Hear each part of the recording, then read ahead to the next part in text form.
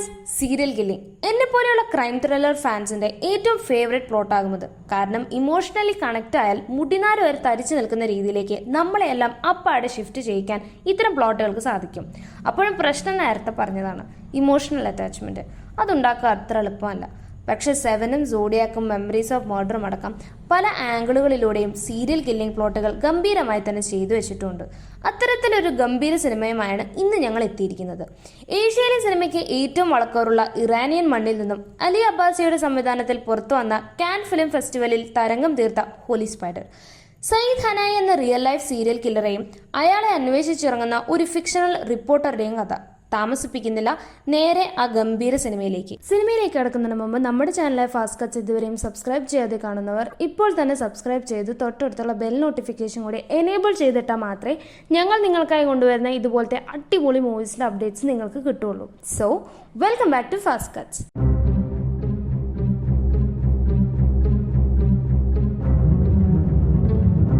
അലി അബ്ബാസിയുടെ സംവിധാനത്തിൽ 2022 പുറത്തിറങ്ങിയ പേർഷ്യൻ ചിത്രമാണ് ഹോളി സ്പൈഡർ. പേരിൽ തന്നെ കൗതുകമുണർത്തുന്ന ഈ ചിത്രം പോയ വർഷം ഏറെ നിരൂപക പ്രശംസ പിടിച്ചുപറ്റിയ ചിത്രം കൂടിയാണ്. മതാന്ധത ബാധിച്ച ഒരു നഗരത്തെയും അതിലെ ജനതയെയും വളരെ പച്ചയോടെ തുറന്നു കാട്ടുകയാണ് ഈ ചിത്രത്തിൽ സംവിധായകൻ ചെയ്തിരിക്കുന്നത്. സിനിമ ചർച്ച ചെയ്യുന്ന വിഷയം അന്താരാഷ്ട്ര തലത്തിൽ ശ്രദ്ധിക്കപ്പെടുകയും സിനിമയുടെ അണിയറ പ്രവർത്തകർക്കും അഭിനേതാക്കൾക്കും ധാരാളം ഭീഷണികൾ നേരിടേണ്ടി വരികയും ചെയ്തതോടെ ജോർഡനിലാണ് സിനിമ പൂർണ്ണമായി ചിത്രീകരിക്കാൻ പറ്റിയത്. ഒരു യഥാർത്ഥ സംഭവത്തെ അടിസ്ഥാനമാക്കി തയ്യാറാക്കിയ ഈ സിനിമ സമൂഹത്തിൽ ഇന്നും സമാന മനോഭാവം പുലർത്തുന്ന മതഭ്രാന്തന്മാരെ ചോദ്യം ചെയ്യുകയാണ്. ഇറാനിലെ ഏറ്റവും വലിയ പുണ്യ നഗരമായ മാഷാദിലാണ് കഥ നടക്കുന്നത്. തന്റെയും കുഞ്ഞുങ്ങളുടെയും വിശപ്പടക്കാനായി നിർബന്ധപൂർവ്വം വേശ്യാവൃത്തിക്ക് തയ്യാറാവേണ്ടി വന്ന ഒരു പറ്റം സ്ത്രീകൾ. ഈ സ്ത്രീകൾ മതപരമായി വിശുദ്ധമായ തന്റെ നാടിനെ അശുദ്ധമാക്കുകയാണെന്ന് ചിന്തിക്കുന്ന സയ്യിദ് ഹനീനി എന്ന യുവാവ് വേശ്യാവൃത്തി ചെയ്യുന്ന സ്ത്രീകളെ തിരഞ്ഞുപിടിച്ച് കൊല്ലുകയാണ് സയ്യിദ്. ഭരണകൂടം പോലും അയാളെ പരോക്ഷമായി സപ്പോർട്ട് ചെയ്യുമ്പോൾ ഈ കേസിനെ കുറിച്ച് പഠിക്കാൻ വിദേശത്തു നിന്നും വരുന്ന വനിതാ ജേർണലിസ്റ്റായ ആരേസു റഹീമിയിലൂടെയാണ് കഥ പുരോഗമിക്കുന്നത്. ഒരു കസ്റ്റമർക്ക് തന്റെ ശരീരം നൽകിയ ശേഷം വസ്ത്രം മാറുന്ന ഒരു സ്ത്രീയെയാണ് സിനിമ തുടങ്ങുമ്പോൾ കാണാനാവുന്നത്. അവളുടെ ശരീരത്തിൽ തിണർത്തു കിടക്കുന്ന പാടുകളിലൂടെ അവൾ എത്രമാത്രം പീഡനം അനുഭവിക്കുന്നുവെന്ന് നമുക്ക് മനസ്സിലാക്കാം. എന്നാൽ അവരുടെ ശരീരത്തിന് പോയിട്ട് ജീവന് പോലും ഒരു വിലയും കൊടുക്കാത്ത പകൽമാനന്മാരാണ് നാട്ടിലുണ്ടായിരുന്നത്. അവൾ ഉറങ്ങിക്കിടക്കുന്ന തന്റെ മകൾക്ക് ചുംബനം കൊടുത്ത് അടുത്ത കസ്റ്റമറെ തേടി ഇറങ്ങുകയാണ്. അവളെ അന്വേഷിച്ച് പലരും വന്നു. ജോലി കഴിഞ്ഞ് പണത്തിന് വിലപേശുകയും പോലീസിനെ കാണുമ്പോൾ അവളെ നിഷ്കരണം വഴിയിലേക്ക് തള്ളിയിടുകയുമാണ് ചെയ്യുന്നത്. എന്തായാലും അവർക്ക് ആരോടും പരാതിപ്പെടാനാവില്ലല്ലോ, പ്രത്യേകിച്ചും ഇറാൻ പോലുള്ള ഒരു മുസ്ലിം രാജ്യത്തിൽ. അങ്ങനെ അടുത്ത കസ്റ്റമർ കാത്തു നിൽക്കുമ്പോഴാണ് ബൈക്കിൽ ഒരാൾ അവളുടെ അടുത്ത് വന്നത്. ബൈക്കിലുള്ള അയാളുടെ വരവും വേഷവും എല്ലാം കണ്ടപ്പോൾ ആദ്യമേ തന്നെ പണം കാണിക്കാൻ അവൾ ആവശ്യപ്പെടുന്നു. അയാൾ അവൾക്ക് പണം നൽകി. അവൾ അയാളോടൊപ്പം പോകുന്നു. ഇരുട്ടാണെങ്കിലും ആരെങ്കിലും കാണുമെന്ന് കരുതി അവളോട് ശരീരം പുതയ്ക്കാൻ അയാൾ ആവശ്യപ്പെട്ടു. അയാൾ അവളെ കൊണ്ടുപോയത് ഒഴിഞ്ഞുകിടക്കുന്നൊരു വീട്ടിലേക്കായിരുന്നു. തന്റെ ശരീരത്തോട് ആർത്തി മാത്രം കാണിക്കുന്ന കസ്റ്റമറിൽ നിന്നും അധികം ദയൊന്നും പ്രതീക്ഷിക്കാനാവില്ലെങ്കിലും അയാളുടെ പെരുമാറ്റത്തിൽ സംശയം തോന്നിയ അവൾ താൻ തിരികെ പോവുകയാണെന്ന് പറഞ്ഞ് നടക്കുന്നു. പെട്ടെന്നാണത് സംഭവിച്ചത്. അയാൾ പുറകിൽ നിന്നും അവളുടെ കഴുത്തിൽ കെട്ടിയിരുന്ന ഷോൾ ഉപയോഗിച്ച് അവളെ ശ്വാസം മുട്ടിച്ച് കൊലപ്പെടുത്താൻ ശ്രമിക്കുന്നു. തന്നെ എന്തിനാണ് അയാൾ കൊല്ലാൻ ശ്രമിക്കുന്നതെന്ന് അവൾ കണ്ണീരോടെ അയാളോട് ചോദിക്കുന്നു. പക്ഷെ മറുപടി പറയുന്നതിന് പകരം അവളുടെ കഴുത്ത് കൂടുതൽ മുറുക്കി ഞെരുക്കുകയാണ് അയാൾ ചെയ്തത്. തനിക്കൊരു കുഞ്ഞുണ്ടെന്നും അവളുടെ വിശപ്പ് മാറ്റാനാണ് താൻ അയാളോടൊപ്പം വന്നതെന്നും അവർ കണ്ണീരോടെ അയാളോട് പറഞ്ഞുകൊണ്ടിരുന്നു. പക്ഷെ അയാളുടെ മനസ്സലിഞ്ഞില്ല. ഒടുക്കം അവളുടെ ജീവൻ നിലച്ചു. ശേഷം ശവശരീരവുമായി അയാൾ അവിടെ നിന്നും പോകുന്നു. അടുത്തതായി കാണുന്നത് ബസ്സിറങ്ങി വരുന്ന ഒരു സ്ത്രീയെയാണ്. കാഴ്ചയിൽ തന്നെ അവൾ വിദ്യാസമ്പന്നയായ സ്ത്രീയാണെന്ന് നമുക്ക് തോന്നും. തന്റെ ബാഗും എടുത്ത് ടാക്സിയിൽ അവൾ ഒരു ഹോട്ടലിലേക്ക് പോകുന്നു. ടാക്സിയിലെ റേഡിയോയിൽ നിന്നും അന്നത്തെ ദിവസത്തെ വാർത്തകൾ പറയുന്നുണ്ട്. സ്പൈഡർ കില്ലർ എന്ന പേരുള്ള ഒരു കൊലയാളിയെ കുറിച്ചുള്ള വാർത്തയാണ് എങ്ങും കേൾക്കുന്നത്. തുടർച്ചയായ കൊലപാതകങ്ങൾ ചെയ്യുന്ന ഒരു അജ്ഞാത മനുഷ്യനാണ് ഈ സ്പൈഡർ കില്ലർ. ഈ കൊലയാളിയെ പിടികൂടാൻ ഇതുവരെയായിട്ടും പോലീസിന് കഴിഞ്ഞിട്ടില്ല. ഒരു തെളിവ് പോലും അവശേഷിപ്പിക്കാതെയാണ് അയാൾ ഇരകളെ കൊല്ലുന്നത്. അയാളുടെ ഇരകളാവട്ടെ ലൈംഗിക തൊഴിൽ ഉപജീവനമാർഗമായി സ്വീകരിച്ച സ്ത്രീകളുമായിരുന്നു. ഇക്കാരണത്താൽ ജനങ്ങളെല്ലാം പരിഭ്രാന്തിയിലാണ്. വീടിന് പുറത്തിറങ്ങാൻ പോലും അവർ ഭയക്കുകയാണ്. സാധാരണയായി തീർത്ഥാടനത്തിന് വേണ്ടിയാണ് പുറത്തുനിന്നും ജനങ്ങൾ മാഷാദിലേക്ക് വരുന്നത്. അവളും മാഷാദിലേക്ക് പ്രാർത്ഥനയ്ക്കായി വന്നതാണോ എന്ന് ടാക്സിക്കാരൻ അവളോട് ചോദിക്കുന്നു. അയാൾക്ക് മുഖം കൊടുക്കാതെ തന്നെ അത് എന്ന് അവൾ അലസമായി ഉത്തരം പറഞ്ഞു. ശേഷം അവർ ഹോട്ടലിലെത്തി. അവിടെ എത്തുന്നതിന് മുൻപേ തന്നെ അവൾ റിസർവ് ചെയ്തു വെച്ച മുറിയാണെങ്കിലും 1000 ചോദ്യങ്ങൾക്ക് ശേഷമാണ് അവൾക്ക് മുറി കൊടുക്കാൻ ഹോട്ടൽ അധികൃതർ തയ്യാറായത്. അവളുടെ പേര് ആരസു റഹീമി എന്നായിരുന്നു. വിദേശത്തു നിന്ന് വരുന്ന ഒരു മാധ്യമ പ്രവർത്തകയാണ് അവർ.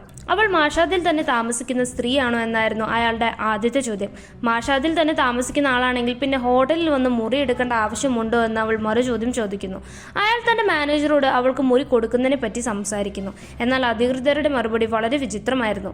മുൻപേ തന്നെ മുറി ബുക്ക് ചെയ്തതാണെങ്കിലും വിവാഹം കഴിക്കാത്ത സ്ത്രീ ആയതിനാലും അവളോടൊപ്പം കൂടെ പുരുഷന്മാർ ആരുമില്ലാത്തതിനാലും മുറി കൊടുക്കാനാവില്ല എന്നായിരുന്നു അവരുടെ നിലപാട്. പുരുഷന്റെ തണലില്ലാതെ നടക്കുന്ന ആ സ്ത്രീയെക്കുറിച്ച് സങ്കല്പിക്കാൻ പോലും കഴിയാത്തൊരു ജനത. അതായിരുന്നു മാഷാദ്. അവർ ഒരു മാധ്യമപ്രവർത്തകയാണെന്ന് മനസ്സിലാക്കിയതോടെ മുറി കൊടുക്കാൻ അവർ തയ്യാറായി. അവരുടെ അടുത്ത ആവശ്യം മുടി പുറത്ത് കാണാത്ത വിധം റഹീമിയുടെ തല മറയ്ക്കണമെന്നതായിരുന്നു. എൻ്റെ വസ്ത്രധാരണത്തെക്കുറിച്ച് നിങ്ങൾ അന്വേഷിക്കേണ്ട എന്ന് റഹീമി പറഞ്ഞെങ്കിലും അവളുടെ വസ്ത്രധാരണം തങ്ങളുടെ ഹോട്ടലിന് പ്രശ്നമുണ്ടാക്കുമെന്നതായിരുന്നു അവരുടെ നിലപാട്. കുറച്ചു നേരത്തെ തർക്കത്തിനൊടുവിൽ അവർ അവൾക്ക് മുറി കൊടുക്കുന്നു. പിറ്റേന്ന് തന്നെ റഹീമി തന്റെ പത്രം ഓഫീസിലേക്ക് പോയി. അപ്പോഴാണ് സ്പൈഡർ കില്ലറുടെ കേസിനെ കുറിച്ച് പഠിക്കാനും അയാളെ നിയമത്തിന്റെ മുൻപിൽ കൊണ്ടുവരാനുമായി വിദേശത്തു നിന്നും മാഷാദിലേക്ക് വരുന്ന മാധ്യമപ്രവർത്തകയാണ് ആരിസു റഹീമി എന്ന് നമ്മൾ അറിയുന്നത്. സ്പൈഡർ കില്ലറുടെ കേസ് ഏറ്റെടുക്കുന്നതിനെ ചൊല്ലി അവൾക്ക് ഒരുപാട് എതിർപ്പുകൾ നേരിടേണ്ടി വന്നിരുന്നു. അവളുടെ ഉറ്റ സുഹൃത്തു കൂടിയായ ഓഫീസിലെ CEO കേസ് ഏറ്റെടുക്കുന്നതിൽ നിന്നും സ്നേഹപൂർവ്വം അവൾ വിലക്കുന്നുണ്ടായിരുന്നു. മാഷാദ് സാധാരണ പോലുള്ളൊരു നഗരമല്ല. ഈ കേസ് ഏറ്റെടുത്താൽ ഒരുപക്ഷെ അവളുടെ ജീവന് പോലും അപകടമുണ്ടായേക്കാം. പ്രത്യേകിച്ച് മതപരമായ വിഷയങ്ങൾ ചർച്ച ചെയ്യുമ്പോൾ ഒന്നല്ല 2 തവണ നമ്മൾ ആലോചിക്കേണ്ടി വരും. മതത്തിന് മുന്നിൽ ശരിയോ തെറ്റോ ഒന്നുമില്ല. മാത്രവുമല്ല, ഈ കൊലയാളി ആ നാട്ടിലെ വേശ്യ സ്ത്രീകളെ ഇല്ലാതാക്കി അവിടെ പരിശുദ്ധമാക്കുന്ന ദൈവത്തിന്റെ പോരാളിയാണെന്നൊക്കെയാണ് സ്വയം വിശേഷിപ്പിക്കുന്നത്. അങ്ങനെ ഒരാളെ നമ്മൾ മാധ്യമപ്രവർത്തകർ എന്ത് വിചാരിച്ചാലും ഒന്നും ചെയ്യാൻ കഴിയില്ല. ഇനിയൊരു പക്ഷേ അയാളെ തെളിവുകളോടെ നിയമത്തിന് മുന്നിൽ കൊണ്ടുവന്നാൽ പോലും അയാൾ ശിക്ഷിക്കപ്പെടണമെന്നില്ല. അതിനാൽ ആ കേസ് ഏറ്റെടുക്കേണ്ട എന്ന് അദ്ദേഹം റഹീമിയെ ഉപദേശിക്കുന്നു. പക്ഷേ റഹീമിയുടെ തീരുമാനം ഉറച്ചതായിരുന്നു. യാതൊരു ദയാദാക്ഷിണ്യമില്ലാതെ സ്ത്രീകളെ നടുറോഡിൽ കൊന്നുതള്ളുന്ന സ്പൈഡർ കില്ലറെ പിടികൂടാൻ താൻ ഏതറ്റം വരെയും പോകുമെന്ന് റഹീമി പറയുന്നു. ഒറ്റയ്ക്ക് പോരാടേണ്ടി വന്നാലും ശരി, ആ സ്ത്രീകൾക്ക് നീതി ലഭ്യമാക്കാൻ തന്നെയാണ് റഹീമിയുടെ തീരുമാനം. അപ്പോഴാണ് സ്പൈഡർ കില്ലറെ കുറിച്ചുള്ള കൂടുതൽ കാര്യങ്ങൾ CEOയോട് പറയുന്നത്. ഓരോ കൊലപാതക ശേഷവും അത് അറിയിക്കാൻ ആ സ്പൈഡർ കില്ലർ അദ്ദേഹത്തെ ഫോണിൽ വിളിക്കാറുണ്ടായിരുന്നു. ഇത് കേട്ട് റഹീമി അമ്പരന്നു. എന്തിനാണ് അയാൾ താങ്കളെ വിളിക്കുന്നതെന്നായി അവളുടെ സംശയം. ഒരുപക്ഷെ അയാളെക്കുറിച്ചുള്ള വാർത്ത എഴുതുന്നത് കൊണ്ടാവാമെന്ന് അദ്ദേഹം മറുപടി പറഞ്ഞു. സംസാരത്തിൽ നിന്നും ഈ സ്പൈഡർ കില്ലർ ഒരു പ്രത്യേകതരം വിശ്വാസം വെച്ച് പുലർത്തുന്ന ആളാണെന്ന് അദ്ദേഹം പറയുന്നു. ചില സമയങ്ങളിൽ വളരെ സന്തോഷത്തോടെയാണെങ്കിൽ ചില സമയങ്ങളിൽ വളരെ ക്രോധത്തോടെയാണ് അയാൾ സംസാരിക്കാറ്. ഓരോ കൊലപാതകം കഴിയുമ്പോഴും അയാളുടെ ഉള്ളിൽ സന്തോഷം നിറയുന്നത് അറിയാനാകുമായിരുന്നു. സ്പൈഡർ കില്ലറുടെ സംസാര രീതിയെക്കുറിച്ച് കൂടുതൽ കാര്യങ്ങൾ റഹീമി അദ്ദേഹത്തോട് ചോദിക്കുന്നു. ഒരു സ്ത്രീയെ കൊലപ്പെടുത്തിയതിനു ശേഷം മൃതദേഹം ഇന്ന സ്ഥലത്ത് ഉപേക്ഷിച്ചിട്ടുണ്ടെന്ന് അയാൾ വളരെ അഭിമാനത്തോടെ പറയുമായിരുന്നു. അതേസമയം വാർത്തകളിൽ അയാളെ കൊലപാതകയെന്ന് അഭിസംബോധന ചെയ്താൽ അയാൾ ക്രുദ്ധനാവുകയും ചെയ്യുന്നു. കാരണം താൻ ഒരിക്കലും ഒരു കൊലയാളി അല്ല എന്നാണ് അയാളുടെ നിലപാട്. നാട്ടിലെ അഴുക്കുചാൽ വൃത്തിയാക്കുന്നത് പോലെ തന്റെ മതവിശ്വാസത്തിനെതിരായി പ്രവർത്തിക്കുന്ന വേശ്യ സ്ത്രീകളെ കൊന്നൊടുക്കി നാടിനെ നന്നാക്കുന്ന ദൈവത്തിന്റെ പോരാളിയാണ് താനെന്നാണ് അയാൾ സ്വയം വിശേഷിപ്പിക്കുന്നത്. തന്റെ കൈകൾ വിശുദ്ധമാണെന്ന് അയാൾ വിശ്വസിക്കുന്നു. അന്ധമായ മതവിശ്വാസം പുലർത്തുന്നതിനാൽ വളരെ ശ്രദ്ധയോടെ കൈകാര്യം ചെയ്യേണ്ട കേസാണിത്. ഒരുപക്ഷെ തങ്ങളുടെ ജീവൻ തന്നെ അപകടത്തിലായേക്കാം. പക്ഷേ എത്രയൊക്കെ നിർബന്ധിച്ചിട്ടും ഈ കേസ് ഏറ്റെടുക്കുന്നതിൽ നിന്നും പിന്മാറാൻ റഹീമി തയ്യാറായില്ല. മറ്റു വഴികളൊന്നുമില്ലാതെ അവളെ സഹായിക്കാമെന്ന് CEOയും വാക്കുകൊടുക്കുന്നു. അടുത്തതായി കാണുന്നത് കെട്ടിടം പണി ചെയ്യുന്ന ഒരു മധ്യവയസ്കനെയാണ്. ഇദ്ദേഹമാണ് സയ്യിദ് അസീമി. തന്റെ കുടുംബത്തിന് വേണ്ടി രാപ്പകലില്ലാതെ എന്തു ജോലി ചെയ്യാനും മടിയില്ലാത്തൊരു സാധാരണക്കാരൻ. ഭാര്യയും 3 മക്കളും അടങ്ങുന്ന സന്തുഷ്ട കുടുംബം. കെട്ടിടപ്പണി ചെയ്യുന്നതിനിടയിൽ അദ്ദേഹത്തിന്റെ കൈ അപകടത്തിൽപ്പെടുന്നു. കൈക്ക് സാരമായ മുറിവേറ്റു. ശേഷം അദ്ദേഹം വീട്ടിലേക്ക് പോയി ഭാര്യയോടും മക്കളോടും ഒപ്പം ഇരുന്ന് ഭക്ഷണം കഴിക്കുന്നു. അപ്പോഴാണ് ഭാര്യ വീട്ടിലേക്ക് തങ്ങളെ വിരുന്നിന് ക്ഷണിച്ചിട്ടുണ്ടെന്ന് അദ്ദേഹത്തിന്റെ ഭാര്യയായ ഫാത്തിമ പറയുന്നത്. എപ്പോഴും ജോലിയിൽ മാത്രം ശ്രദ്ധിക്കുന്നതിനാൽ സയ്യിദിനെ ഒരു പരിപാടിക്കും കാണാൻ കഴിയില്ലല്ലോ എന്നാണ് ബന്ധുക്കളുടെ പരാതി. എന്തായാലും ഇത്തവണ അവളോടൊപ്പം വിരുന്നിന് പോവാമെന്ന് അയാൾ സമ്മതിക്കുന്നു. പിന്നീട് അയാൾ ടൗണിൽ പോയി സ്പൈഡർ കില്ലറെ കുറിച്ചുള്ള വാർത്തകൾ പരിശോധിക്കുന്നു. സ്പൈഡർ കില്ലറെ കുറിച്ചുള്ള ഏത് വാർത്തയും അയാൾ സന്തോഷത്തോടെയാണ് വായിക്കുന്നത്.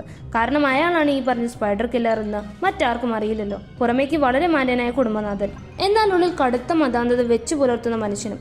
ഇതായിരുന്നു സയ്യിദ് അസീമി. സ്പൈഡർ കില്ലറെ കുറിച്ചുള്ള കൂടുതൽ കാര്യങ്ങൾ അന്വേഷിക്കാനായി റഹീമി പോലീസ് സ്റ്റേഷനിലേക്ക് പോകുന്നു. എന്നാൽ തീർത്തും അവഗണനാപരമായ പെരുമാറ്റമാണ് പോലീസിൽ നിന്നും ഉണ്ടായത്. കൺമുന്നിൽ ഇത്രയധികം കൊലപാതകങ്ങൾ നടന്നിട്ടും എന്തുകൊണ്ടാണ് പ്രതിയെ പിടികൂടാത്തതെന്ന് റഹീമി പോലീസ് ഓഫീസറോട് ചോദിക്കുന്നു. കൊലപാതകി ഒരാളായിരിക്കുമോ അതോ ഒന്നിലധികം പേർ ചേർന്ന് നടത്തുന്ന കൊലപാതകമായിരിക്കുമോ എന്നാണ് റഹീമി ചോദിക്കുന്നത്. എന്നാൽ വ്യക്തമായ ഒരു ഉത്തരം നൽകാൻ പോലും പോലീസിനായില്ല. കൊലപാതകി ആരായാലും എപ്പോഴെങ്കിലും ഒരു തെളിവ് അയാൾ അവശേഷിപ്പിക്കുമെന്നാണ് പോലീസ് ഓഫീസറുടെ വാദം. ആ തെളിവ് അനുസരിച്ച് അയാളെ പിടികൂടാനാകും. പക്ഷേ അപ്പോഴേക്കും ഇനിയും എത്രയധികം സ്ത്രീകളുടെ ജീവൻ നഷ്ടപ്പെടുമെന്ന് റഹീമി തിരിച്ചു ചോദിക്കുന്നു. ഇതോടെ പോലീസ് ഓഫീസറുടെ ഭാവം മാറി. അത്രയ്ക്ക് താല്പര്യമുണ്ടെങ്കിൽ നിങ്ങൾ തന്നെ ഈ കസേരയിൽ കയറി പോലീസിന്റെ ജോലി ചെയ്യണം, അയാൾ ദേഷ്യത്തോടെ റഹീമിയോട് പറഞ്ഞു. മുകളിൽ നിന്നും ഒരുപാട് സമ്മർദ്ദത്തിലാണ് തങ്ങൾ ഇവിടെ ജോലി ചെയ്യുന്നത്. അതിനു പുറമെ മാധ്യമപ്രവർത്തകരുടെ ഇത്തരം ചോദ്യം ചെയ്യലും അസഹനീയമാണ്. പോലീസിന് കഴിവില്ലെന്ന് വരുത്തി തീർക്കാനാണ് മാധ്യമങ്ങൾ ശ്രമിക്കുന്നതെന്ന് അദ്ദേഹം കുറ്റപ്പെടുത്തുന്നു.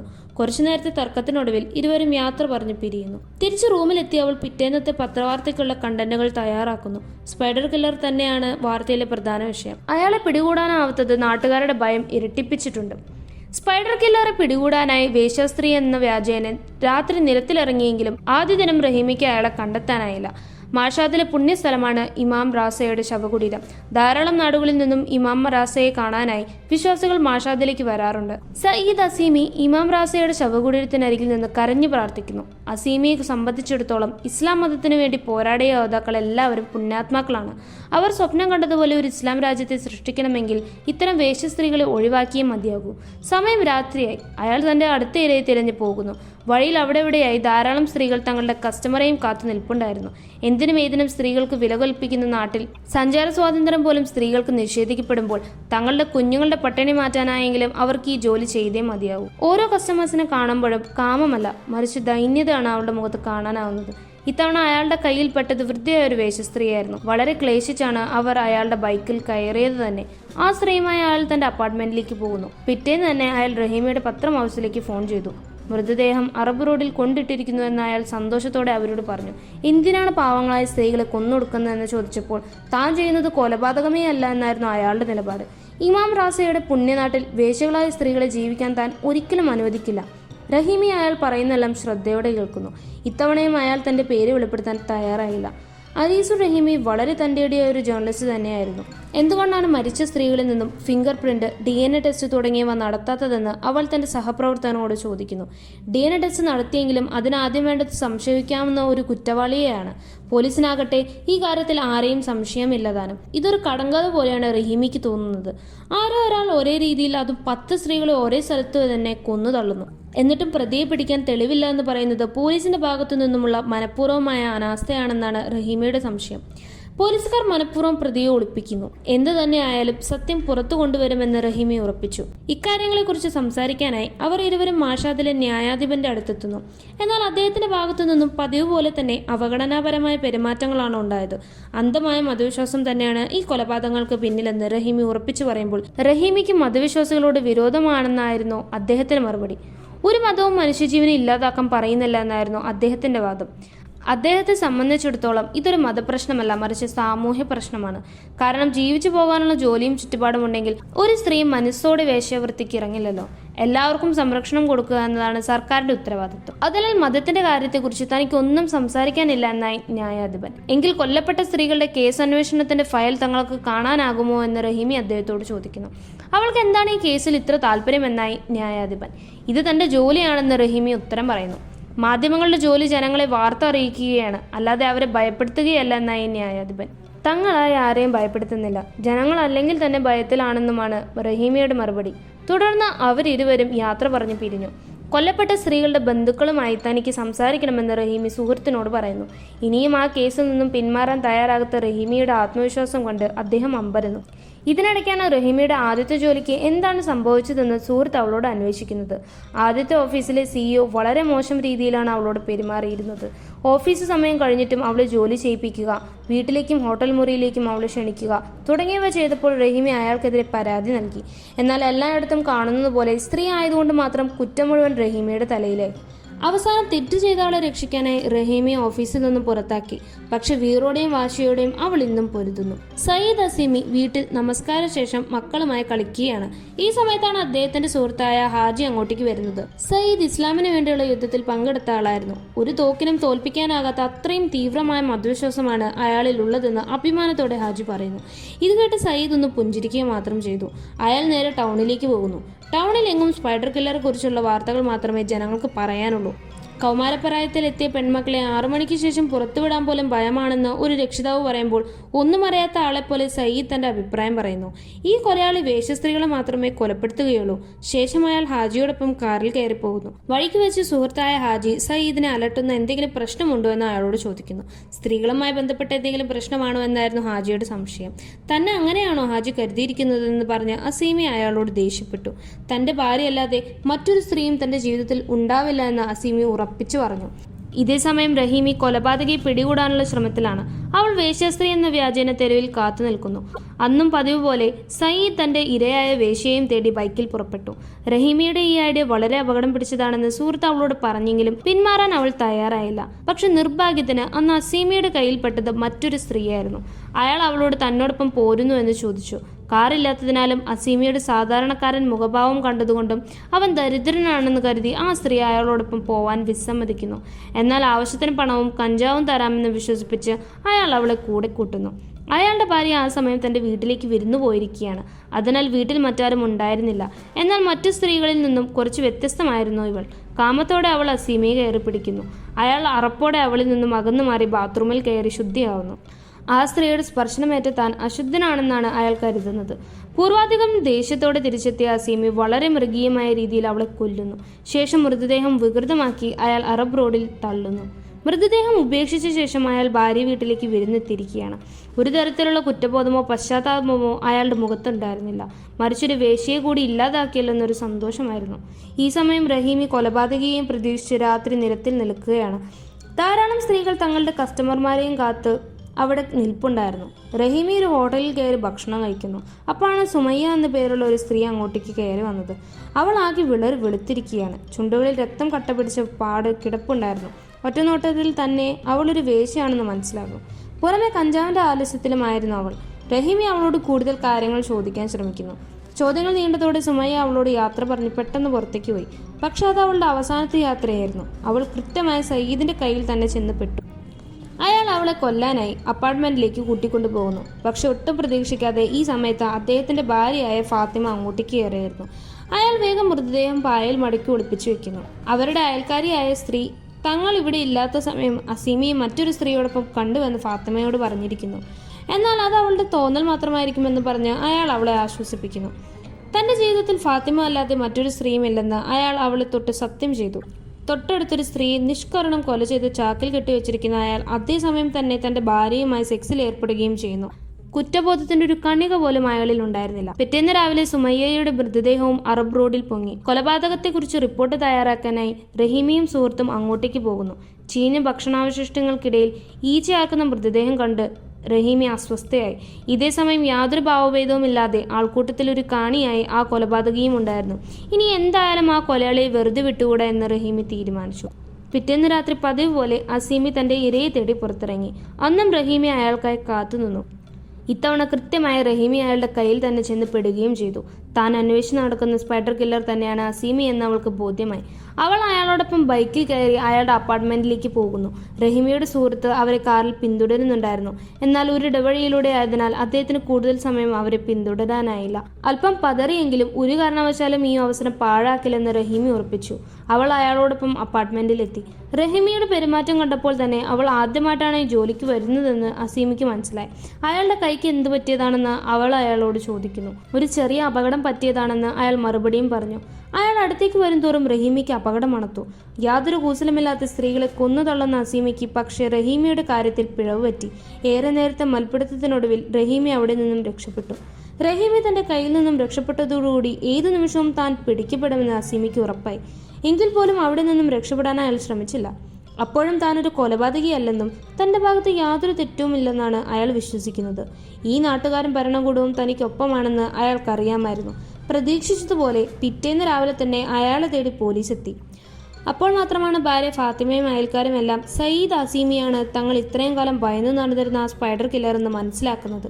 സദാ ശാന്ത സ്വഭാവക്കാരനും കുടുംബത്തെ സ്നേഹിക്കുന്നവനുമായി ഒതുങ്ങിക്കഴിഞ്ഞിരുന്ന അസീമിക്ക് ഇതുപോലൊരു മുഖമുണ്ടെന്ന് അവർക്കാർക്കും വിശ്വസിക്കാൻ പോലുമായില്ല. അങ്ങനെ ആ നല്ലവനായ ഉണ്ണി അറസ്റ്റ് ചെയ്യപ്പെട്ടു. അയാളെ വിചാരണ ചെയ്യുന്നത് കാണാൻ റഹീമിയും സുഹൃത്തും എത്തിയിരുന്നു. അസീമി അവളെ ഒന്ന് നോക്കുക മാത്രം ചെയ്തു. വിചാരണയ്ക്കിടയിൽ പോലും നേരിയൊരു കുറ്റബോധം അയാളുടെ മുഖത്തുണ്ടായിരുന്നില്ല. താൻ തന്നെയാണ് ആ 17 സ്ത്രീകളെയും കൊലപ്പെടുത്തിയതെന്ന് വളരെ അഭിമാനത്തോടെ അയാൾ ജഡ്ജിയോട് പറഞ്ഞു. ഇമാം റാസയെ പോലെ ഇസ്ലാമിന് വേണ്ടി ജീവൻ കൊടുത്ത ഒരാളുടെ മണ്ണിൽ ഇസ്ലാം നിഷേധിച്ച വേശ്യാവൃത്തി നടപ്പിലാക്കാൻ താൻ അനുവദിക്കില്ലെന്നായിരുന്നു അയാൾ ഉറപ്പിച്ചു പറഞ്ഞത്. തൽക്കാലം അയാൾ ജയിലിലേക്ക് മാറ്റാൻ കോടതി ഉത്തരവിട്ടു. അയാളുടെ ഭാര്യ ഫാത്തിമ അസീമിയുടെ തിരിച്ചുവരവനായി കരഞ്ഞു പ്രാർത്ഥിക്കുകയാണ്. ഈ സമയത്താണ് അവരുടെ മകനായ അലി അങ്ങോട്ടേക്ക് വരുന്നത്. കൗമാരപ്രായത്തിലേക്ക് വളർന്നു വരുന്ന കുട്ടിയായിരുന്നു അലി. തൻ്റെ ഉപ്പയെ എന്തിനാണ് പോലീസ് പിടിച്ചുകൊണ്ടുപോയതെന്ന് അറിയില്ലെങ്കിലും നാട്ടുകാരെല്ലാം അവനെ വളരെ ബഹുമാനത്തോടെയാണ് കാണുന്നത്. അതിനാൽ തൻ്റെ ഉപ്പ ഒരു ഹീറോ ആണെന്ന് അവൻ വിശ്വസിക്കുന്നു. എന്തിനാണ് ഉപ്പ ആ സ്ത്രീകളെ കൊന്നതെന്നും അവർ ആരാണെന്നും അവൻ ഉമ്മയോട് ചോദിച്ചു. ഉപ്പ തെറ്റൊന്നും ചെയ്തിട്ടില്ല എന്നും അദ്ദേഹം കൊന്നത് ഈ നാട്ടിലെ ചീത്ത സ്ത്രീകളെ ആണെന്നുമായിരുന്നു ഫാത്തിമയുടെ മറുപടി. ചീത്ത സ്ത്രീകൾ എന്നതുകൊണ്ട് അവർ എന്താണ് ഉദ്ദേശിച്ചതെന്ന് അലിക്ക് മനസ്സിലായിട്ടില്ല. അവൻ വീണ്ടും തൻ്റെ സംശയം ഉമ്മയോട് ചോദിച്ചു. പക്ഷെ ഫാത്തിമ അതിന് കൃത്യമായ ഒരു ഉത്തരം നൽകിയില്ല. അസീമി ജയിലിൽ തടവിൽ കഴിയുകയാണ്. സാധാരണഗതിയിൽ കൊലപാതകത്തിന് വധശിക്ഷയാണ് മാഷാദിൽ നൽകുന്നത്. 17 സ്ത്രീകളെ കൊലപ്പെടുത്തിയെന്ന് പറയുമ്പോൾ തീർച്ചയായും വധശിക്ഷയിൽ കുറഞ്ഞ മറ്റൊന്നും അസീമിക്ക് നൽകാനിടയില്ല. എന്നാൽ താൻ രക്ഷപ്പെടുമെന്ന് തന്നെയാണ് അസീമയുടെ പ്രതീക്ഷ. ഇപ്പോഴും താൻ തെറ്റ് ചെയ്തുവെന്ന് വിശ്വസിക്കാൻ അയാൾ തയ്യാറായിരുന്നില്ല. ദൈവത്തിന്റെ പോരാളി എന്നാണല്ലോ അയാൾ സ്വയം വിശേഷിപ്പിക്കുന്നത്. ഏറ്റവും വിഷമകരമായ കാര്യം എന്തെന്നാൽ ഇത്രയും തെളിവുകൾ ഉണ്ടായിട്ടും പ്രതി കുറ്റം സമ്മതിച്ചിട്ട് പോലും അയാളെ വധശിക്ഷയ്ക്ക് വിധിക്കാൻ കോടതി ഉത്തരവിട്ടില്ല എന്നതാണ്. അതിനായി കോടതി പറഞ്ഞ ന്യായം വളരെ വിചിത്രമായിരുന്നു. റഹീമയുടെ പരാതിയിലാണ് ഇപ്പോൾ അസീമയെ അറസ്റ്റ് ചെയ്തതും കൊലപാതകങ്ങളുടെ ചുരുളഴിഞ്ഞതും. വ്യക്തമായ തെളിവുകൾ ഉണ്ടെങ്കിൽ പോലും കൊല ചെയ്യപ്പെട്ട സ്ത്രീകളുടെ രക്ഷിതാക്കൾ പരാതിപ്പെടുന്നതുവരെ അസീമയ്ക്കെതിരായ കൊലക്കുറ്റം നിലനിൽക്കില്ല എന്നായിരുന്നു കോടതിയുടെ നിരീക്ഷണം. എന്ത് വില കൊടുത്തും അയാൾക്ക് പരമാവധി ശിക്ഷ ഉറപ്പാക്കാനായിരുന്നു റഹീമയുടെ തീരുമാനം. അവ കൊല ചെയ്യപ്പെട്ട സ്ത്രീകളുടെ വീട്ടുകാരുമായി സംസാരിക്കുന്നു. എന്നാൽ വേശ്യയായ ഒരു മകൾ തങ്ങൾക്കുണ്ടെന്ന് പറയാൻ വീട്ടുകാർ മടി കാണിച്ചു. അവരാരും തങ്ങളുടെ മകൾ നഷ്ടപ്പെട്ടതോർത്ത് പരാതിപ്പെടില്ലെന്ന് അവൾക്ക് ഉറപ്പായി. അങ്ങനെയാണ് അവർ സുഹറയുടെ വീട്ടിലെത്തുന്നത്. സുഹറയും സുമയ്യയും സഹോദരിമാരായിരുന്നു. തങ്ങളുടെ ഇരു പെൺമക്കളും ക്രൂരമായ കൊല ചെയ്യപ്പെട്ടതറിഞ്ഞ പിതാവ് വളരെ വിഷമത്തിലായിരുന്നെങ്കിലും അവരുടെ ഉമ്മ പരാതിയുമായി മുന്നോട്ട് പോകാൻ താല്പര്യം കാണിച്ചില്ല. തങ്ങളുടെ മകളൊരു വേശ്യയാണെന്ന് പറയാൻ അവർക്ക് ബുദ്ധിമുട്ടായിരുന്നു. മാത്രവുമല്ല സുമയ്യയുടെ മകളും വളർന്നു വരുന്നുണ്ട്. തൻ്റെ ഉമ്മ ഒരു വേശ്യസ്ത്രീയായിരുന്നു എന്നറിഞ്ഞാൽ തീർച്ചയായും ജനങ്ങൾ ആ കുഞ്ഞിനെയും കാണുന്നത് ആ കണ്ണിലൂടെ തന്നെയായിരിക്കും. വളർന്നു വരുമ്പോൾ ഉമ്മയുടെ പാത അവൾ പിന്തുടരാൻ സാധ്യതയുണ്ട്. ഏറെ ശ്രമിച്ചെങ്കിലും കൊല്ലപ്പെട്ട സ്ത്രീകളിൽ ഒരാളുടെ പോലും ബന്ധുക്കൾ കേസ് അന്വേഷണവുമായി മുന്നോട്ട് പോകാൻ തയ്യാറായില്ല. ഒടുക്കം റഹീമി തന്നെ ഒറ്റയ്ക്ക് പോരാടാൻ തീരുമാനിച്ചു. ഇതേസമയം മറുവശത്ത് അസീമയെ രക്ഷിക്കാനുള്ള നീക്കങ്ങൾ തകൃതിയായി നടക്കുന്നുണ്ടായിരുന്നു. അദ്ദേഹത്തിന്റെ ഭാര്യ ഫാത്തിമ വക്കീലിനെ ചെന്ന് കാണുന്നു. 17 കൊലപാതകങ്ങൾ ചെയ്ത സ്ഥിതിക്ക് വധശിക്ഷയിൽ നിന്ന് അസീമയെ രക്ഷിക്കുക വളരെ ശ്രമകരമാണ്. കൊല ചെയ്യുന്ന സമയത്ത് അദ്ദേഹം മാനസിക നില തെറ്റിയ വ്യക്തിയായിരുന്നു എന്ന് തെളിയിച്ചാൽ ഒരു പക്ഷേ നമുക്ക് അദ്ദേഹത്തെ രക്ഷിക്കാൻ കഴിഞ്ഞേക്കുമെന്ന് വക്കീൽ പറയുന്നു. അതനുസരിച്ച് വീണ്ടും അസീമയെ വിചാരണ നടത്തി. അയാൾക്ക് മാനസിക പ്രശ്നമുണ്ടെന്ന് തെളിയിക്കുന്ന മെഡിക്കൽ രേഖകൾ അവർ ഹാജരാക്കി. പക്ഷെ തീർത്തും അപ്രതീക്ഷിതമായി തനിക്ക് ഭ്രാന്തില്ല എന്ന് അസീമി കോടതിയോട് പറയുന്നു. പൂർണ്ണ ബോധ്യത്തോടെ കൊല ചെയ്യണമെന്ന ഉദ്ദേശത്തോടെ തന്നെയാണ് അയാൾ 17 സ്ത്രീകളെയും ഇല്ലാതാക്കിയത്. ഇമാം റാസിയുടെ പുണ്യനഗരത്തിൽ വേശ്യാവൃത്തി ഒരു കാരണവശാലും താൻ അനുവദിക്കുകയില്ലെന്ന് അയാൾ തറപ്പിച്ചു പറയുന്നു. 17 സ്ത്രീകളിൽ ഒരാളെപ്പോലും കൊന്നതിൽ തനിക്ക് യാതൊരു പശ്ചാത്താപവും ഇല്ലെന്നാണ് അസീമി പറയുന്നത്. ഇത്രയധികം സ്ത്രീകളെ കൊലപ്പെടുത്തിയിട്ടും അല്പം പോലും ഭയമോ കുറ്റബോധമോ ഇല്ലാത്ത അയാളുടെ മാനസികാവസ്ഥ കണ്ട് ജഡ്ജി പോലും ഒരു നിമിഷം പകച്ചുപോയി. 17 പേരെയും താൻ തന്നെയാണ് കൊലപ്പെടുത്തിയതെന്ന് അഭിമാനത്തോടെയാണ് അയാൾ പറയുന്നത്. താൻ ചെയ്തതൊക്കെ ദൈവത്തിന് വേണ്ടിയാണ്, ഇസ്ലാമിനെയും മുസ്ലിങ്ങളെയും രക്ഷിക്കാനായി ഒരു പുണ്യപ്രവൃത്തിയാണ് താൻ ചെയ്യുന്നതെന്നായിരുന്നു അസീമയുടെ വാദം. ജയിലിൽ നിന്നിറങ്ങിയാലും 200ഓളം വേശ്യ സ്ത്രീകളെ അയാൾ നോട്ടം വിട്ടിട്ടുണ്ട്. അവരെയെല്ലാം കൊന്നൊടുക്കിയാൽ മാത്രമേ തനിക്ക് സമാധാനം കിട്ടൂവെന്നാണ് അസീമ വിശ്വസിക്കുന്നത്. ഇതോടെ അയാൾക്ക് മാനസിക തകരാറുണ്ടെന്ന് തെളിയിക്കാനുള്ള അവരുടെ ശ്രമമെല്ലാം വിഫലമായി. വീണ്ടും അയാൾ ജയിലിൽ അടയ്ക്കപ്പെട്ടു. വിധിക്ക് ശേഷം ഫാത്തിമയും മകനും പുറത്തേക്ക് വരുന്നു. പുറത്ത് അസീമയ്ക്ക് അനുകൂലമായി ജയ് വിളിക്കുന്ന ആൾക്കാരെ കണ്ട് മകനായ അലി അത്ഭുതപ്പെട്ടു. അവന്റെ കുഞ്ഞു മനസ്സിൽ തന്റെ ഉപ്പ ചീത്ത സ്ത്രീകളെ ഇല്ലാതാക്കുന്ന ഹീറോ ആണ്. അതിനാലാണ് എല്ലാവരും അവന്റെ ഉപ്പയെ സപ്പോർട്ട് ചെയ്യുന്നതെന്നാണ് അവന്റെ വിചാരം. എന്നാൽ ഈ പിന്തുണയൊക്കെ വളരെ കുറച്ച് ദിവസത്തേക്ക് മാത്രമേ ഉണ്ടാവുകയുള്ളൂ എന്ന് ഫാത്തിമയ്ക്ക് അറിയാമായിരുന്നു. അതിനുശേഷം താനും മക്കളും തന്നെയാണ് വേദനിക്കാൻ പോകുന്നത്. അതിനാൽ എന്ത് വില കൊടുത്തും അസീമയെ കൊണ്ട് അയാൾക്ക് മാനസിക പ്രശ്നമുണ്ടെന്ന് പറയിപ്പിക്കാൻ അവർ ശ്രമിക്കുന്നു. അതിനായി അസീമയുടെ ഉമ്മയെയും കൂട്ടി ഫാത്തിമ അയാളെ ജയിലിൽ ചെന്ന് കണ്ടു. താൻ ഉറപ്പായും തിരിച്ചു വരുമെന്ന് അസീമി ഫാത്തിമയ്ക്ക് വാക്കുകൊടുക്കുന്നു. താനൊരു ഭ്രാന്തനാണെന്ന് സമ്മതിച്ചു കൊടുത്താൽ തന്നെ ഇപ്പോൾ സപ്പോർട്ട് ചെയ്യുന്ന ജനങ്ങളുടെ പിന്തുണ പിന്നീട് ഉണ്ടാവണമെന്നില്ല. ഒരു മാനസിക രോഗിയാണ് തങ്ങൾ സപ്പോർട്ട് ചെയ്യുന്നതെന്നറിഞ്ഞാൽ കൂട്ടുകാരും നാട്ടുകാരും ആരും തന്നെ സഹായിക്കാൻ എത്തില്ല എന്ന് അസീമിക്ക് ബോധ്യമുണ്ടായിരുന്നു. അയാൾ അലിയെ വിളിച്ച് കുടുംബത്തിന്റെ ഉത്തരവാദിത്വം ഏറ്റെടുക്കാൻ പറയുന്നു. അലിയാകട്ടെ കുഞ്ഞു പ്രായത്തിൽ തന്നെ പഠിത്തമൊക്കെ നിർത്തി ഉപ്പയുടെ വഴിയെ തിരിഞ്ഞിരിക്കുകയാണ്. ഒരു തരത്തിലും അസീമിനെ സമ്മതിപ്പിക്കാൻ കഴിയില്ലെന്ന് മനസ്സിലാക്കിയ ഫാത്തിമ കണ്ണീരോടെ അവിടെ നിന്നും മടങ്ങി. പിന്നീട് റഹീമിയും സുഹൃത്തും കൂടെ ഫാത്തിമയെ ചെന്ന് കാണുന്നു. തന്റെ ഭർത്താവ് യാതൊരു തെറ്റും ചെയ്തിട്ടില്ല എന്ന് തന്നെയായിരുന്നു ഫാത്തിമയുടെ മറുപടി. അദ്ദേഹത്തെ പോലെ തന്നെ അവരും വേശ്യകൾ ഇല്ലാതാവണമെന്ന് ആഗ്രഹിക്കുന്ന സ്ത്രീയായിരുന്നു. എന്ത് ജോലി ചെയ്യുന്ന സ്ത്രീകളായാലും അവർക്ക് മറ്റു മനുഷ്യരെ പോലെ ജീവിക്കാനുള്ള അർഹതയും അവകാശവും ഉണ്ടെന്ന് റഹീമി ഫാത്തിമയോട് പറയുന്നു. എന്നാൽ അത് അംഗീകരിച്ചു കൊടുക്കാൻ ഫാത്തിമ തയ്യാറായിരുന്നില്ല. തന്റെ ഭർത്താവ് അല്ലെങ്കിൽ മറ്റൊരാൾ ആ സ്ത്രീകളെ കൊല്ലുമെന്നാണ് അവരുടെ വിശ്വാസം. കൊല്ലപ്പെട്ട സ്ത്രീകളെല്ലാം തന്നെ ഭർത്താവിനെ വശീകരിക്കാനായി ഇങ്ങോട്ട് വന്നു എന്നാണ് ഫാത്തിമ കരുതുന്നത്. ഇതോടെ സത്യാവസ്ഥ എന്താണെന്ന് റഹീമി അവരെ ബോധ്യപ്പെടുത്തുന്നു. ഒരിക്കൽ ഇതുപോലെ വേശ്യ എന്ന വ്യാജേന അസീമി അവളെ ഇങ്ങോട്ട് കൂട്ടിക്കൊണ്ടുവരുന്നതും കൊല്ലാൻ ശ്രമിച്ച കാര്യവുമെല്ലാം റഹീമി ഫാത്തിമയോട് തുറന്നു പറയുന്നു. എല്ലാ സത്യങ്ങളും അറിഞ്ഞിട്ടും ഭർത്താവിനോടൊപ്പം തന്നെ നിൽക്കാനായിരുന്നു അവരുടെ തീരുമാനം. ശേഷം റഹീമി നേരെ പോയത് സയ്യിദ് അസീമിയുടെ അടുത്തേക്കായിരുന്നു. അവിടെയും അസീമി തന്റെ നിലപാട് ആവർത്തിക്കുന്നു. തനിക്ക് യാതൊരു കുറ്റബോധവും ഇല്ലെന്നും ബാക്കിയുള്ള സ്ത്രീകളെ കൊല്ലാൻ കഴിയാത്തതിലുള്ള വിഷമം മാത്രമേ ഉള്ളൂ എന്നും അയാൾ അവളോട് പറയുന്നു. തന്നെ കൊലപ്പെടുത്താൻ ശ്രമിക്കുമ്പോഴും അസീമിയിൽ കണ്ട വന്യമായ സന്തോഷത്തെക്കുറിച്ച് റഹീമി അയാളോട് ചോദിക്കുന്നു. എന്നാൽ കൊലപാതകത്തിലല്ല, മറിച്ച് ഈ നഗരം ശുദ്ധീകരിക്കുന്നതാണ് തന്റെ സന്തോഷമെന്നാണ് അസീമി പറയുന്നത്. ഇതോടെ കുറ്റബോധത്തിന്റെ ഒരു കണിക പോലും അയാളിൽ അവശേഷിക്കുന്നില്ല എന്ന് മനസ്സിലാക്കിയ റഹീമി അയാൾക്ക് വധശിക്ഷ വാങ്ങിക്കൊടുക്കാൻ ഏതറ്റം വരെയും പോകുമെന്ന് വെല്ലുവിളിക്കുന്നു. എന്നാൽ നിയമത്തിനോ ഭരണകൂടത്തിനോ തന്നെ ഒന്നും ചെയ്യാൻ കഴിയില്ല എന്ന ഉറച്ച ആത്മവിശ്വാസം അസീമയ്ക്കുണ്ടായിരുന്നു. അങ്ങനെ അന്തിമവിധി ദിനം വന്നെത്തി. അസീമയുടെ മേലുള്ള കുറ്റങ്ങൾ ഓരോന്നായി തെളിഞ്ഞു. കൊലപാതകം, തട്ടിക്കൊണ്ടുപോകൽ, സാമൂഹ്യ സുരക്ഷയ്ക്ക് ഭീഷണി ഉയർത്തൽ, അവിഹിത ബന്ധം തുടങ്ങി 16ഓളം കുറ്റങ്ങൾ അയാളുടെ മേലിൽ ചാർത്തപ്പെട്ടു. അങ്ങനെയൊരു വിധി അസീമി ഒട്ടും പ്രതീക്ഷിച്ചിരുന്നില്ല. തെളിവുകളുടെ അഭാവത്താലും കൊല ചെയ്യപ്പെട്ട സ്ത്രീകൾക്ക് വേണ്ടി ആരും പരാതിപ്പെടുന്നില്ലെന്നും ഉറപ്പുള്ളതിനാൽ താൻ രക്ഷപ്പെടുമെന്നായിരുന്നു അതുവരെയുള്ള അയാളുടെ വിശ്വാസം. നിരാശയോടെ അയാൾ തിരിച്ച് സെല്ലിലേക്ക് മടങ്ങി. അന്ന് രാത്രി അയാളുടെ ഉറ്റ സുഹൃത്തായ ഹാജിയും വക്കീലും അയാളെ കാണാനെത്തി. അയാളെ രക്ഷിക്കാമെന്ന് അവർ വാക്കുകൊടുക്കുന്നു. വധശിക്ഷയ്ക്കായി അയാളെ കൊലമുറിയിലേക്ക് കൊണ്ടുപോകുമ്പോൾ പിൻവശത്തായി രക്ഷപ്പെടാനുള്ള കാർ തങ്ങൾ തയ്യാറാക്കി നിർത്താമെന്ന് അവർ അസീമിയോട് പറഞ്ഞു. അതുവരെ അയാളുടെ കുടുംബത്തെയും സംരക്ഷിക്കാമെന്ന് ഹാജി അയാൾക്ക് ഉറപ്പ് നൽകി. ഇതോടെ താൻ രക്ഷപ്പെടുമെന്ന് അസീമയ്ക്ക് വീണ്ടും പ്രതീക്ഷ വന്നു. അയാൾ ഹാജിയെ കെട്ടിപ്പിടിച്ച് തന്റെ നന്ദി അറിയിക്കുന്നു. ശേഷം അയാൾ പ്രാർത്ഥനയിൽ മുഴുകി. അങ്ങനെ ശിക്ഷ നടപ്പാക്കേണ്ട അവസാന ദിനം വന്നെത്തി. അർഹതപ്പെട്ട ശിക്ഷ അസീമയ്ക്ക് ലഭിക്കുന്നത് കാണാൻ റഹീമിയും സുഹൃത്തും എത്തിയിരുന്നു. ശിക്ഷയിൽ പറഞ്ഞ 100 ചാട്ടവാറടി നൽകാത്തതിനെ കുറിച്ച് റഹീമി ഉദ്യോഗസ്ഥരോട് ചോദിക്കുന്നു. അവർ വീണ്ടും അസീമയെ സെല്ലിനകത്തേക്ക് കൊണ്ടുപോയി. റഹീമിയെ കാണിക്കാൻ വേണ്ടി മാത്രം അടച്ചിട്ട മുറിയിൽ നിന്ന് അസീമയ്ക്ക് ചാട്ടവാറടി കൊടുക്കുന്നതായി അഭിനയിക്കുന്നു. ചിത്രം ക്ലൈമാക്സിലേക്ക് അടുക്കും തോറും ഒട്ടും പ്രതീക്ഷിക്കാത്ത ട്വിസ്റ്റുകളാണ് വരുന്നത്. തന്നെ രക്ഷിക്കാൻ കാറുമായി എത്തുമെന്ന് പറഞ്ഞ ഹാജിയും കൂട്ടരും യഥാർത്ഥത്തിൽ അയാളെ കബളിപ്പിക്കുകയായിരുന്നു. താൻ ചതിക്കപ്പെട്ടുവെന്നറിഞ്ഞ ആ നിമിഷം അസീമയുടെ മാനസിക നില തെറ്റിയതുപോലെയായി. രക്ഷപ്പെടാനുള്ള എല്ലാ പഴുതും അടഞ്ഞുവെന്ന് അയാൾക്ക് ബോധ്യമായി. അയാളുടെ കൈകൾക്കുള്ളിൽ കിടന്ന് ശ്വാസം മുട്ടി പിടഞ്ഞു മരിച്ച സ്ത്രീകളെ പോലെ അവസാനം അയാളുടെ കഴുത്തിലും കുടുക്കിട്ടു. അവരെ പോലെ പിടഞ്ഞു കണ്ണു തുറച്ച് ശ്വാസം മുട്ടി അവസാനം അയാളും അന്ത്യശ്വാസം വലിച്ചു. ആ സമയം അയാളെ രക്ഷിക്കാൻ ഒരു ദൈവവും വന്നില്ല. ഒരു മതവിശ്വാസവും അയാളെ രക്ഷിച്ചില്ല. അവിടെ പുലർന്നത് നീതിയാണ്. ജീർണിച്ച മതവിശ്വാസത്തിന്റെ പേരിൽ ജീവൻ നഷ്ടപ്പെട്ട 17 സ്ത്രീകൾക്കുള്ള നീതി. തന്നെ ഏൽപ്പിച്ച ഉത്തരവാദിത്തം ഭംഗിയായി പൂർത്തിയാക്കി ആരേസു റഹീമി തന്റെ നാട്ടിലേക്ക് തിരികെ പോകാനൊരുങ്ങി. പൊതുവെ ധൈര്യശാലിയാണെങ്കിലും ഇനി ഇത്തരം അപകടങ്ങളിൽ ചെന്ന് ചാടരുതെന്ന് സുഹൃത്ത് സ്നേഹപൂർവ്വം അവളെ ഉപദേശിക്കുന്നു. ഒരു പ്രണയം കൂടി സമ്മാനമായി സുഹൃത്തിന് കൊടുത്തിട്ടാണ് റഹീമി ആ നാട്ടിൽ നിന്നും തിരികെ പോകുന്നത്. വണ്ടിയിൽ വെച്ച് അവൾ അസീമിയുടെ മകനായ അലിയുടെ ഒരു വീഡിയോ കാണാനിടയായി. തന്റെ ഉപ്പ ഒരു ഹീറോ ആണെന്നും ഉപ്പ വീരചരമം പ്രാപിച്ചതാണെന്നുമൊക്കെയാണ് അവന്റെ നിലപാട്. തന്റെ അനുജത്തിയായ മറിയത്തെ കാണിച്ചുകൊണ്ട് എങ്ങനെയാണ് തന്റെ ഉപ്പ ആ വേശ്യസ്ത്രീകളെ കഴുത്ത് നെരിച്ചു കൊന്നതെന്ന് വ്യക്തമായ അലി വീഡിയോയിലൂടെ അഭിനയിച്ചു കാണിക്കുന്നു. അവനിലൂടെ അന്ധമായ മതവിശ്വാസത്തിന്റെ വിത്തുകൾ വീണ്ടും മുളച്ചുകൊണ്ടിരിക്കുന്നു. ഒരു അസീമിയെ ഇല്ലാതെയാക്കിയാലും മതാന്ധത എന്ന വിഷത്തെ ഇല്ലാതാക്കിയില്ലെങ്കിൽ ആ നാട്ടിൽ 100 അസീമിമാർ ഉണ്ടാവുക തന്നെ ചെയ്യും. നിയമവും ഭരണകൂടവും ദുർബലമാവുമ്പോൾ, അന്ധമായ മതവിശ്വാസങ്ങൾക്ക് ചുക്കാൻ പിടിക്കുമ്പോൾ ഇനിയും ഒരുപാട് പേരുടെ ജീവൻ നഷ്ടപ്പെട്ടേക്കാം. ഇറാൻ പോലുള്ള ഒരു രാജ്യത്തെ യഥാർത്ഥ സംഭവത്തെ ആസ്പദമാക്കി ഇത്രയും ധൈര്യത്തോടെ ആ വിഷയം ചിത്രീകരിച്ച് ലോകത്തിന് മുന്നിലേക്ക് എത്തിക്കണമെങ്കിൽ സിനിമയുടെ അണിയറ പ്രവർത്തകർ നേരിട്ട വെല്ലുവിളികൾ ഏറെയാവുമെന്നത് ഉറപ്പാണ്.